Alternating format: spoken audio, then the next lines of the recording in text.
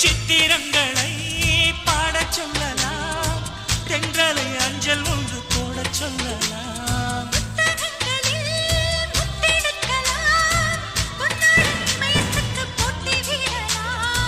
பூமிக்கு பொட்டு வைத்து பார்க்கலாம் பார்க்கலாம், பூவுக்கும் ஆடை தைத்து போடலாமா?